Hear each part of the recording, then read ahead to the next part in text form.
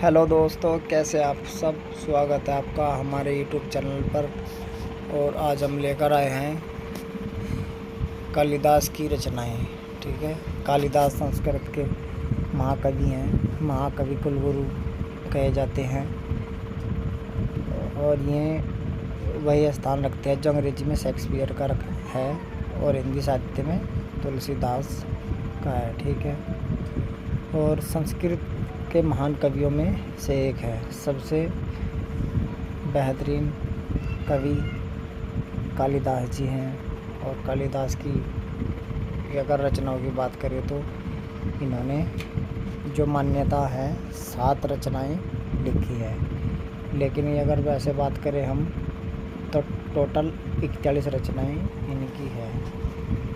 41 रचनाएं 41।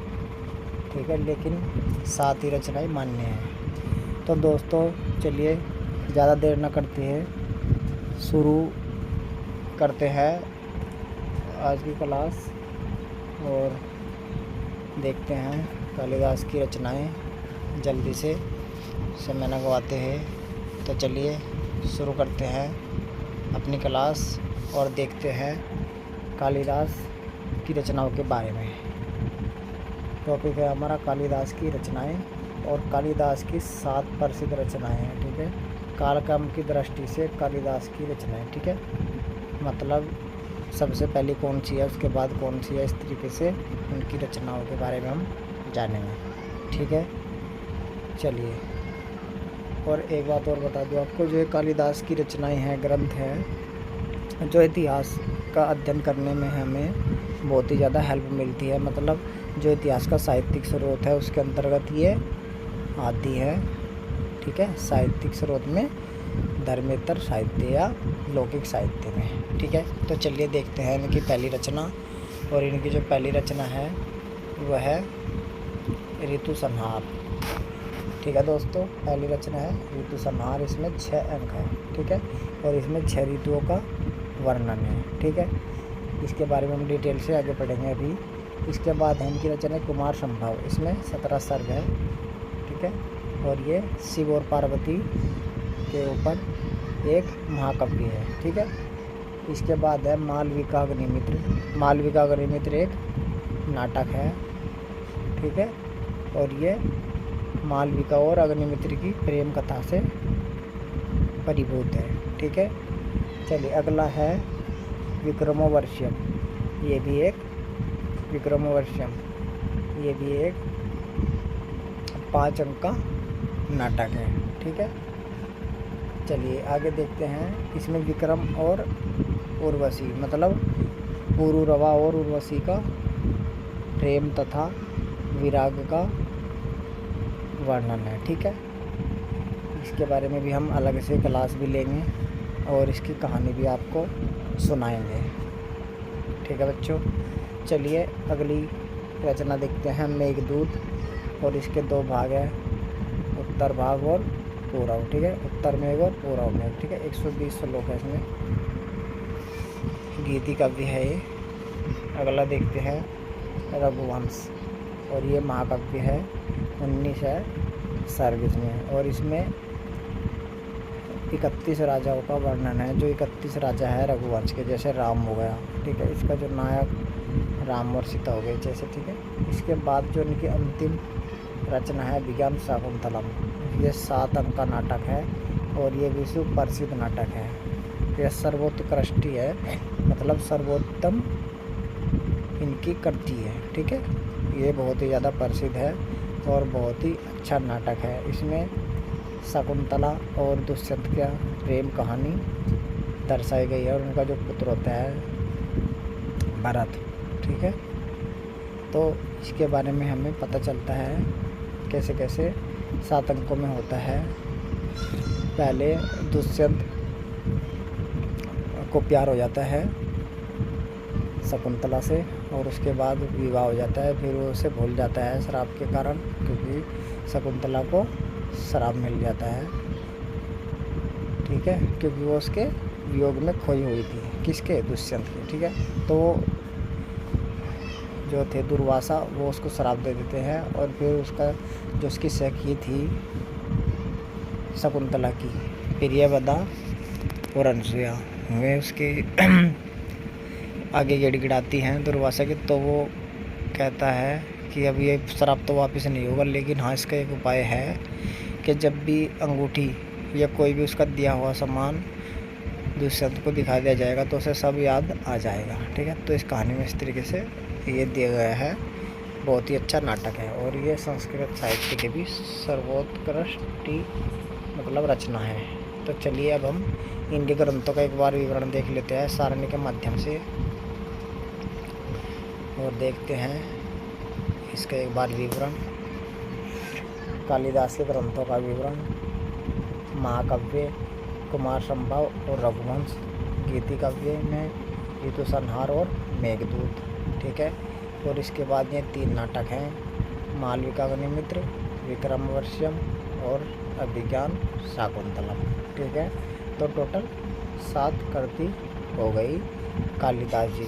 ठीक है, तो चलिए अब हम इनके बारे में बारी बारी से देख लेते हैं इनका परिचय। ठीक है, तो चलिए आगे बढ़ते हैं हम और इनका परिचय देख लेते हैं। तो चलिए देखते हैं कालिदास कृत महाकाव्यों का परिचय। तो सबसे पहले क्या देखेंगे? महाकाव्य, और सबसे पहले देखेंगे कुमार संभव। ठीक है दोस्तों, चलिए कुमार संभव में 17 सर्ग है। यह कालिदास का प्रथम महाकाव्य है। इस महाकाव्य में हिमालय की पुत्री पार्वती द्वारा घोर तपस्या के फलस्वरूप वर्ग रूप में शिव को प्राप्त करने, ठीक है, और शिव पार्वती का विवाह, उनसे कार्तिकेय का जन्म और कार्तिकेय द्वारा तारकासुर का वध का वर्णन है। ठीक है, मतलब इसमें क्या दिया गया है? इसमें दिया गया है कि कालिदास का जो प्रथम महाकाव्य है 17 सर्ग है, इसमें क्या है, जो हिमालय की पुत्री है पार्वती, वो क्या करती है? घोर तपस्या करती है, और उसके फलस्वरूप वर में क्या मिलता है? शिव को प्राप्त करने, शिव पार्वती का विवाह भी हो जाता है और उनसे एक पुत्र भी होता है। उसके पुत्र का जो नाम है कार्तिकेय, और कार्तिकेय क्या करता है? तारकासुर का वध करता है। इन सब का इसमें वर्णन है। ठीक है, कितने सर्ग में? 17 सर्गों में इनका वर्णन है। ठीक है, और ये एक इम्पोर्टेंट चीज़ देख लेते हैं। टीकाकार मल्लीनाथ ने कालिदास कृत कुमार संभव के 8 सर्गों पर संजीवनी लिखी है। ठीक है, तो मल्लीनाथ ने संजीवनी लिखी है। ठीक है, चलिए अब हम आगे देखते हैं अगला महाकाव्य नंबर 2 रघुवंशम। ठीक है, इसमें 19 सर्ग है और कुमार संभव में 17 थे। ठीक है, चलिए रघुवंशम कालिदास का दूसरा महाकाव्य है और इसमें 19 सर्ग है। इसमें मनु से लेकर कामुक अग्निवर्ण तक के सूर्यवंशी 31 राजाओं के जीवन का वर्णन है। इसमें राम के जीवन का विशद एवं विस्तृत वर्णन है। इस महाकाव्य में 1569 श्लोक है। इसका नायक रघु राम कथा 10वें से 15वें स्वर्ग तक है। ठीक है, मतलब इसमें जो सूर्यवंशी है 31 राजाओं का वर्णन है। ठीक है, और कहाँ से है? इसमें मनु से लेकर कामुक अग्निवर्ण तक। ठीक है, और ये इसमें क्या है, जो श्री राम में उनके जीवन का विस्तृत वर्णन दिया गया है। और इस महाकाव्य में 1569 श्लोक हैं और इसका जो नायक है रघु है और राम है। ठीक है, राम कथा 10वें से 15वें सर्ग तक। ठीक है, टोटल सर्ग कितने? 19।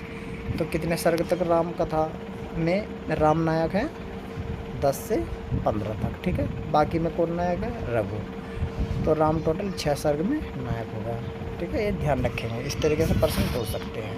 चलिए अब हम देखते हैं आगे कालिदास कृत गीति काव्यों का परिचय। ठीक है, अब हमने महाकाव्यों का देखा, अब हमें गीति काव्यों का परिचय देंगे। ठीक है, चलिए पढ़ती है। कालिदास संस्कृत गीति काव्य परंपरा के प्रथम कवि माने जाते हैं। ठीक है, ये प्रथम कवि माने जाते हैं। ऋतु संहार और मेघदूत इनके 2 गीति काव्य हैं। ठीक है, अब हम आगे बढ़ेंगे इन्हें।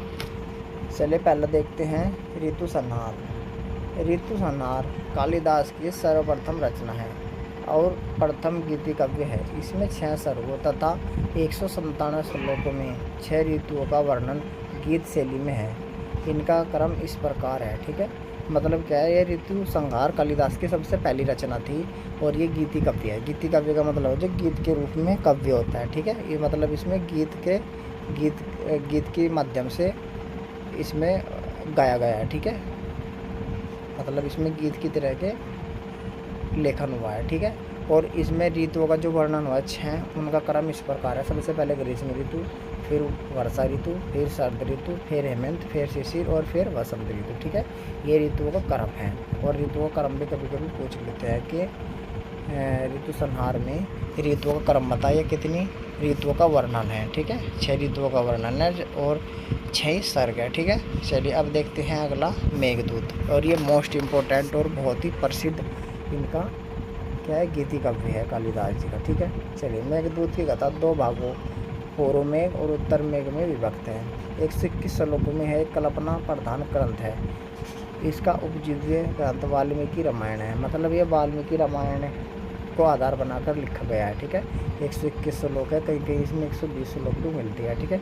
इस ग्रंथ का प्रमुख विषय क्या है, अलकापुरी निवासी यक्ष का अपनी वियुक्ता प्रिय यक्षिणी को रामगिरी पर्वत के आश्रम से मेघ द्वारा संदेश भेजने का वर्णन है, ठीक है।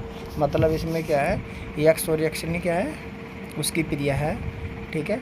और रामगिरी पर्वत से हैं, पर्वत के आश्रम से मेघों द्वारा क्या भेजते हैं, संदेश भेजने का काम करते हैं। इसमें ये दर्शाया गया है, मतलब यक्ष यक्षिणी को संदेश भेजते हैं, ठीक है। किसके माध्यम से, मेघों के माध्यम से, मतलब बादलों के माध्यम से, इसलिए इसका नाम क्या है, मेघदूत, ठीक है।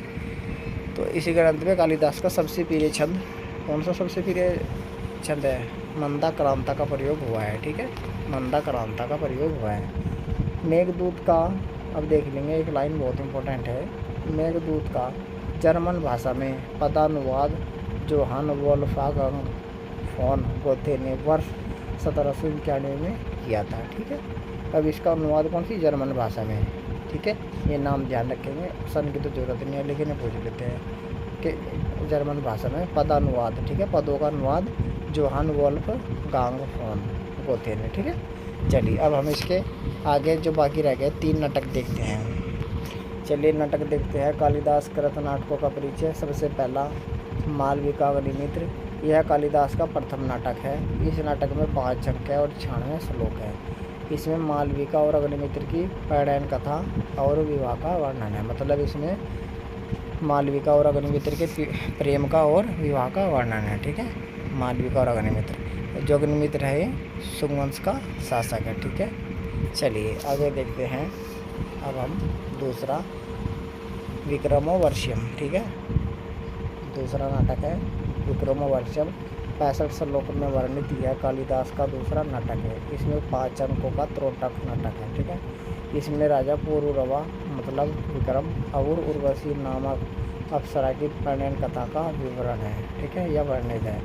जहाँ पूर्वा का अर्थ मेघ और उर्वशी का अर्थ विद्युत है, ठीक है।